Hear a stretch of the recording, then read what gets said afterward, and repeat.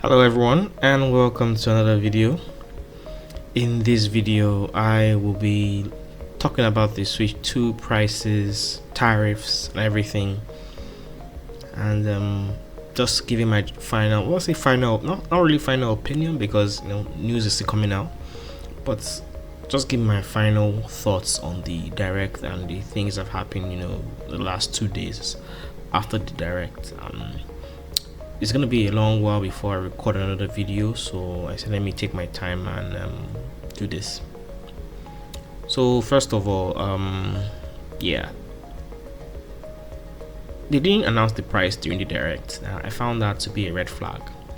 Of course, later know that the price is $499 for the device alone, and $499 for the device plus Mario Kart World, and $449, that's 450 for the device alone. 450 for the device alone, okay, not so bad. 500 with Mario Kart, still not so bad. Higher than I expected. I expected 400. I actually said 400 for the base. If they are going to do a bundle, it'll be 450 with Mario Kart. That was my prediction. But I was leaning into the fact that they won't do a bundle, they'll just do a single SKU, because Nintendo doesn't like to give games away. But they did the bundle, and it's significantly higher price than expected. Not bad. So is it worth the price? I think so. I think based on the Switch hands-on that journalists have been able to get, and I watched a couple of Switch hands-on videos, and many of the hands-on videos showed the device and it looks premium from the videos. Many of them said it feels premium. Some say the Joy-Con still feels kind of flimsy, or the buttons and whatnot, but largely the device feels more premium. It's bigger. Many people have praised the screen, even though a lot of people were disappointed it's an OLED screen. Many people still praise the screen. It's a 120Hz 1080p HDR VRR display. So yeah, variable refresh rate comes into play, which means even if the games are not hitting steady 60 on the handheld mode, at least you should be getting smoother frame rates, or developers can just target 40 fps to get smoother frame rates, because it's a 120Hz panel, and 40 can divide it easier, and you can get essentially smoother gameplay. But I think the elephant in the room, or the thing I dislike the most about the Nintendo Direct, and something I just wanted to even just say some more things on, is this game chat feature. I don't understand the game chat feature. I understand the game chat feature. I understand its purpose. I don't understand why they spend so much time in Direct on a feature that, if you don't subscribe to NSO, is pointless and useless. I don't understand why they decided to put a button that if you are not subscribed to NSO after the free trial has ended, you would essentially be left behind. I don't get it. To me, it's quite a strange path to take when it comes to marketing your console. I know Nintendo does their own thing. I know Nintendo does weird, quirky things, and I know Nintendo does not. Nintendo likes to copy the things that make competition money, but not the things that don't make competition money. They try and make sure they pick the things that are fantastic in terms of money making, but maybe in terms of consumer facing, they don't like to pick those things. Everybody does those things a bit, but Nintendo is more, would I say, aggressive towards the profit margin side. Even though people tend to think that they are more family friendly and they care or whatnot, they don't. They are one of the most profitable gaming companies. It's for a reason. Gross margin, net margins high, 30 to 40%. They are not joking. So when people say things like that, I'm like, yeah, no, Nintendo, everything Nintendo does is ensure that their profit margins, their profit is high, and they're making good profit. But that aside, this doesn't seem sensible to me. Like the audio chat should be free. Yes, the video sharing, the camera sharing, you can make that paid. That's fine. I think even on PS5, when you want to share a screen and things, you have to be a PS Plus subscriber. But party chat with audio, no, it's peer to peer. Like I don't get it. Many people use WhatsApp and they don't pay a dime. and you want to do single audio peer-to-peer audio connection and you want it to be paid, it's ridiculous to me. Like it's a audio group chat. It should be free. It's free almost everywhere else. It doesn't make sense. Nintendo's going to Nintendo, but this is one of the things like I don't understand. Like, and from there, the theme of the direct was out of touch in many ways and just many things. That's just the theme of the direct in many ways. They just seem out of touch, in my opinion. But the games are there. The games that look fantastic. Donkey Kong, I think, is one of the most inventive games I've ever seen. Innovative. And one of the key things I like in 2025 is games that have strong player agency, and Donkey Kong seems to let you do what you can do. Essentially, I watched a couple of the gameplay videos from the Treehouse Live and I was highly impressed. But some of these things are just very annoying, and the tariffs are coming in and everything, and Donald Trump is Donald Trumping, and the whole pricing thing just gets so weird when you consider the fact that in Japan they have two models. They have the Japanese model and they have the multi-language model. Japanese model, you can only play game in Japanese. You are locked to only using a Japanese Nintendo account. You can't load in other other languages, and you can't load in other country stores, unlike the regular multi-language device. The multi-language device that they sell in Japan can only be bought through Nintendo store. It can only be bought through Nintendo store based on a lottery system. Now, when hearing that, immediately I thought of, okay, the yen is weaker. There are probably a lot of people from China and the rest of Asia that import the Switch from Japan and sell it to those places. Nintendo, they own the Switch video game market share essentially in terms of consoles, about 90%, most likely. So they want to ensure that they have enough supply in Japan, which I understand. Good supply in Japan is very important to their business. You want to ensure that the weekend is not causing a lot of people to import, and of course impacting supply in Japan, and then the sales are going elsewhere. And of course you want to make good foreign currency, and if people are just importing the cheaper one, you're losing potential foreign currency you can get if they were buying it in those local areas. So I get all those things, but the price disparity is where I have issues with. If it can be that cheap, why is it expensive for the rest of the world that's not US? Okay, you can say US is expensive, but why is Canada $700? Because it just seems to me like you're benchmarking everything with the US pricing. Yes, I understand, you want to not a bit disparity, but if the US is expensive because of tariffs, I don't think everybody else should suffer for that. Yeah, that's just me. I just think everybody should face the pain. Essentially, if one person should face the pain, not everybody should face the pain. If Japan can get something so cheap, maybe a $400, $450 maximum price console would have been the one that should go out. $450 maximum for the rest of the world. Like if Canada is paying maybe $450 equivalent, that still makes sense. Maybe on the highest end, not paying $500. On the highest end, $700, almost $700 Canadian is almost $500, US and whatnot. So I don't think that makes sense. That's just me though. Yeah. Then we also get into the accessories, like you need a new SD card is one of the things they mentioned. Yeah, a new micro SD Express card. Micro SD Express is a little bit more expensive.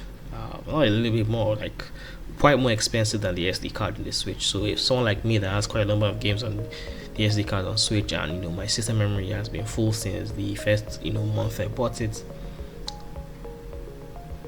how am I going to transfer those games? Because to get a large SD card size, I'm going to be spending like 1 terabyte, probably going to be spending up to $200, and that's the price on Amazon now. $200 for 1 terabyte micro SD Express cards, or $60 for 256 micro SD Express cards. So yeah, times 4 essentially.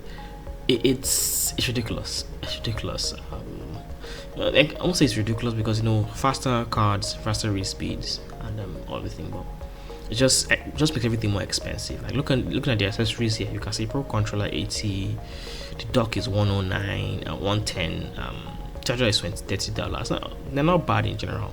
The dock may be a little pricey, but the dock was also pricey with the Switch, so it's expected. But this SD card situation just raises the price of everything, because when you add everything together, it just looks like, if you want to really get a good setup, you're going to be spending almost $1,000, and it doesn't not really a massive setup just to get the game, a good standard SD card, so you need to buy another one down the line, or have to stress of deleting.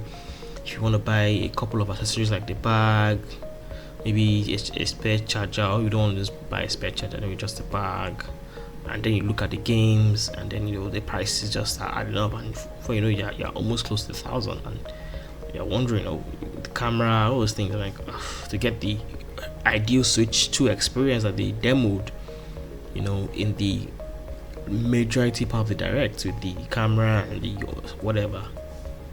Yeah. And then you move to the games, and then you see here, these are the upgrade packs, and surprisingly, none of the upgrade packs have prices, and I'm wondering why. This was the most annoying part of the direct for me. Why are you being so cagey with prices? Like, why? And there's so much misinformation going out there. I've seen so many people say, oh, physical games maybe $90, which in reality is only €90 in some parts of Europe. In the US, it's still $80, same price as 02 games in 80. So, but end of the day, many of the games are going to be, some games are going to be 70, some games are going to be 60, depending on the type of game. But we'll get into that more. But they're being so cagey with the prices. It's really annoying. Like, why? So many things you talked about in the direct, you just didn't say the price. Oh, there's going to be upgrade packs, no price. The Switch 2 tour game, whatever, Astro's Playroom copy rather, there's no price. It's gonna be paid, but there's no price. Interesting.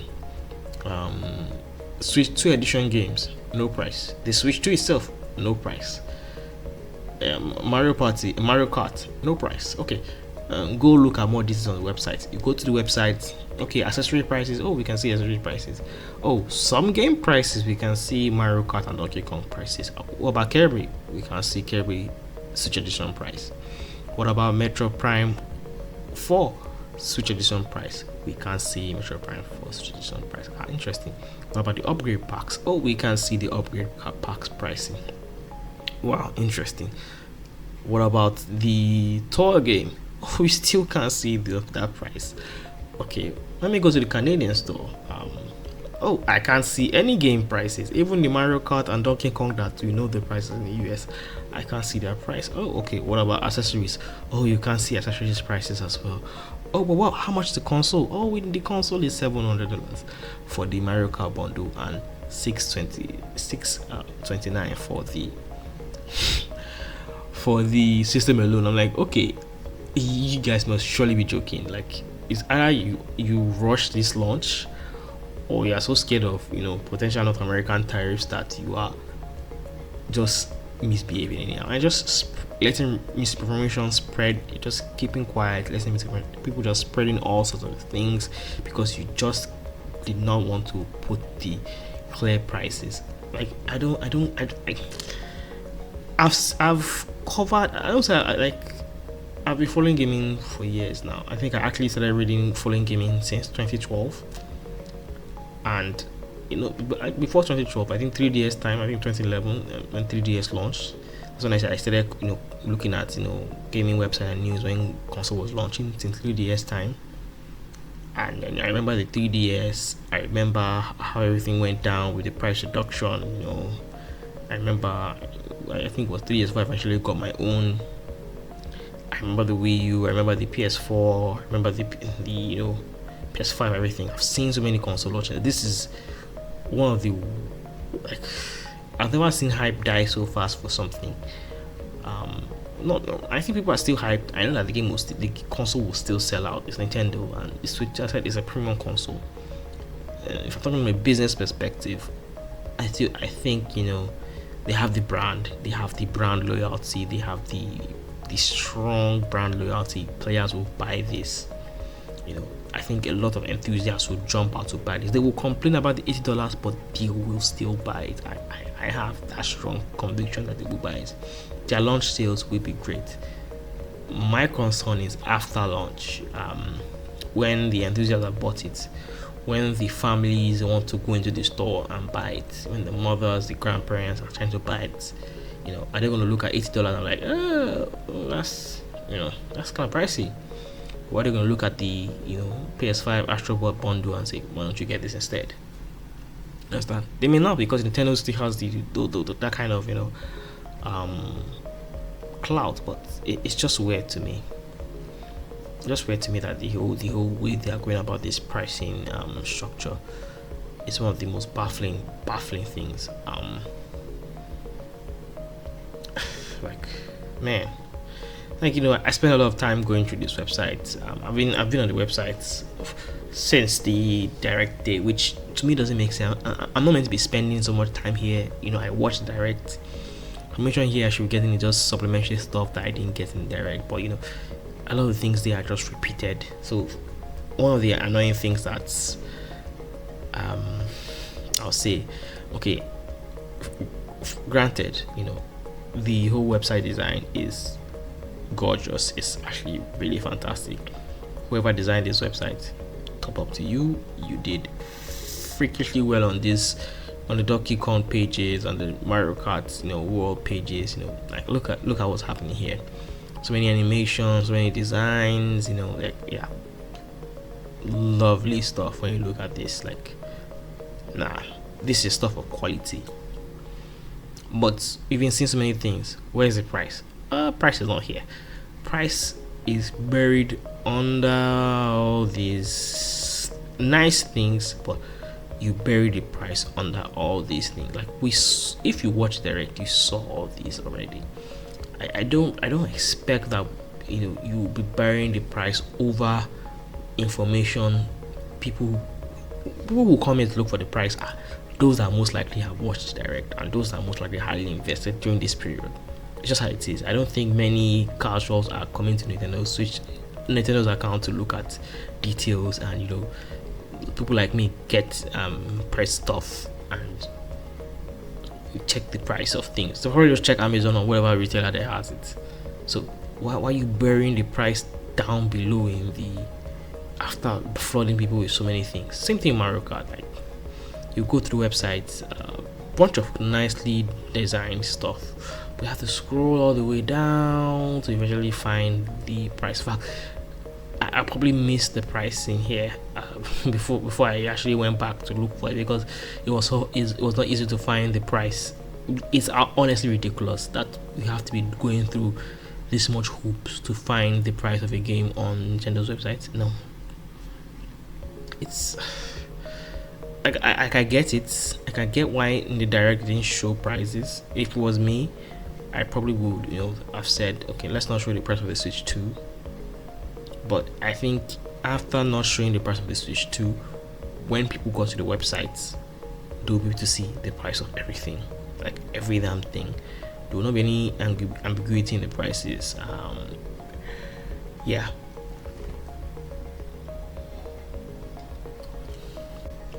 Now regarding the tariffs, Trump announced tariffs yesterday.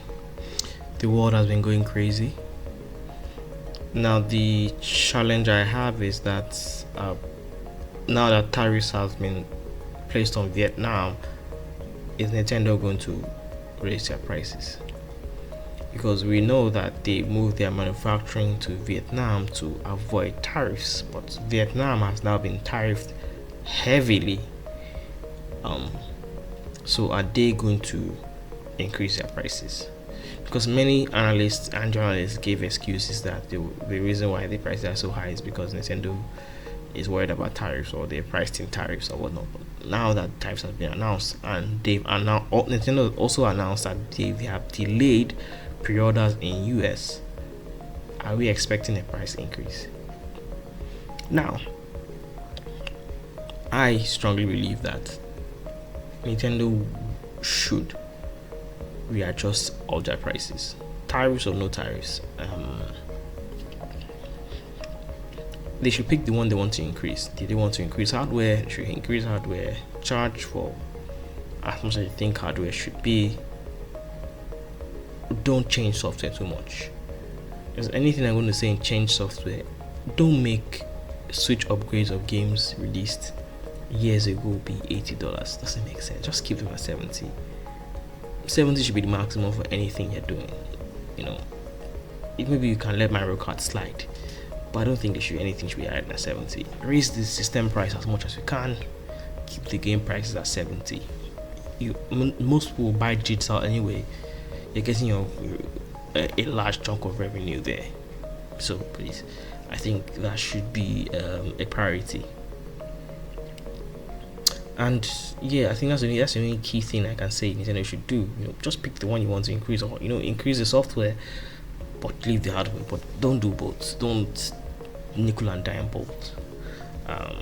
Yeah, it's frankly ridiculous. And just to also say something. I was watching the Treehouse Direct yesterday, and just confused as to why they thought using like a feature that has you bringing out your phone to play Zelda Tears of the Kingdom or Breath of the Wild is a good feature to charge extra $10 for. I don't get it. I said this in my reaction video. Why would you want to take attention away from people playing games? Why do you want to bring your phone into the mix? Phone can get notification. That's Netflix. That's social media, and the person is off your game just like that. It's doom scrolling for an hour. It's happened to me once in a while. A mail comes in, something comes in, and you just stop. So I can't imagine for young adults they are trying to attract. Yeah, I don't really understand the impact. A lot of the decisions just seem so confusing to me. Just like Nintendo just there's a lack of a big boy in the room telling them to do certain things. The big boy has gone and retired, and everybody's just doing their own thing. I think that's poor. There's some questionable decisions here that I want to believe under a water wouldn't have happened. It's very strange things. The whole, essentially a manual. Yes, the game has some mini games, but it's a manual, a tech demo manual for your game. It should be a packing. Like, why would someone want to pay for a game to tell them about magnets, to tell them about screens? Like, it's a demo, it's a manual. Let it come with every system. It doesn't make sense. And I know someone will say, oh, they're going to charge $10 or $5 for it. Why are you charging $5 for it? Why is it not just free? Once again, doesn't make sense. It should just be free. Like, Astro Playroom was free. It's only didn't have to make it free, but it was. And we saw the benefit of Astro Bots. Fantastic game. So many decisions. I just think there's a lack of a big boy in the room to tell them that, yeah, we have probably the most valuable IP in the world, but we should take it easy on our customers. I think there's a big boy missing in the room telling them that certain things are doing. I said, business-wise, the Switch would do well. The Switch would do fine. Long term is where the problem. I don't know how it would. I think the first 2 years, Switch would do perfectly well. Long term, if they want to keep these prices, I don't know what they will do. So to wrap up, just to show why I think they needed to be some cooler heads to prevail and say some of these things are maybe not going to go well with consumers. Kirby Forgotten Lands came out 3 years ago. Yes, you have new content and you just upgraded, but should it be 80? Should you just be saying, oh, the game launched at 60, we feel the game is still worth $60, let's just add $20 for upgrade and DLC and make it 80, sell it for 80? doesn't make sense to me. And that cannot be tariffs because everybody has seen large increases. Breath of the Wild at 70, okay, maybe fair. Mario Party Jamboree at 80, no. Okay, the game just launched, fine, whatnot, but I think anything you're doing should not be more than $10 upgrade. You've sold quite enough of that game already. It was the best selling games last year. No. Zelda Tears of the Kingdom. Massive initial sales. Yes, its legs hasn't been fantastic. Maybe because it's $70, I don't know. But now you're making it $80? Ridiculous. It came out 2 years ago. It should not be more than 70. Whatever thing you're doing, it should not be more than 70. First of all, you have people bringing out their phones to enjoy some of the new content. It should not be more than 70. I get baffled at some of the decisions Nintendo has made, but I just think cooler heads should have prevailed here. I just don't understand why the games are priced this way. I think they could have gone different routes and just maybe not do physical games for them. Maybe just maybe just have it upgrade pack for those that own the game and put the game at maybe standard launch price of 60-70 and just leave it there. Like new players would buy the Switch 2 SKUs. Old players will just upgrade. It's just fine. I don't think they run the worry of new players buying it's the original Switch instead of Switch 2 and playing those games there because they're slightly cheaper. No, that's not really gonna happen. The game's been out for a long while. Most people have played it. Yes, you have some evergreen sales that come in every year, every month, but majority have played it. It's not Mario Kart. This is Mario Kart. You can make that argument. Kirby is not Mario Kart. Metro Prime 4 is not Mario Kart. Mario Party Jamboree maybe, but there will be another entry, so people will move on from Mario Party Jamboree. It's also been out since last year. $80 is too much, but that's just my personal opinion. Business wise, I think they'll do fine. Nintendo will do fine. They are a big company. They will manage themselves. To me, the whole thing has just been spoiled. I think today was meant, this week was meant to be a hype day, an interesting day, and people looking forward to the Switch 2. But everything just seems to be compounding against it. The ridiculous pricing, the caginess about the pricing on many areas, Trump tariffs, the whole Japanese situation, so many strange weird things. I can't cover everything, but yeah, this will probably be the last video for a while. Some things happening. Probably gonna work on my other channel for a while. So this is 3Ps and Games. Thank you very much for listening. For more interesting game insights and discussion, stay tuned to 3Ps and Games. I'm still working on my success series for video games. I hope to complete it before the end of the month, or by next month, because so many things are happening. But target is for the end of April, and get that done and put it out here for everyone to listen, developers and many people. So thank you very much for listening to this episode. See you later.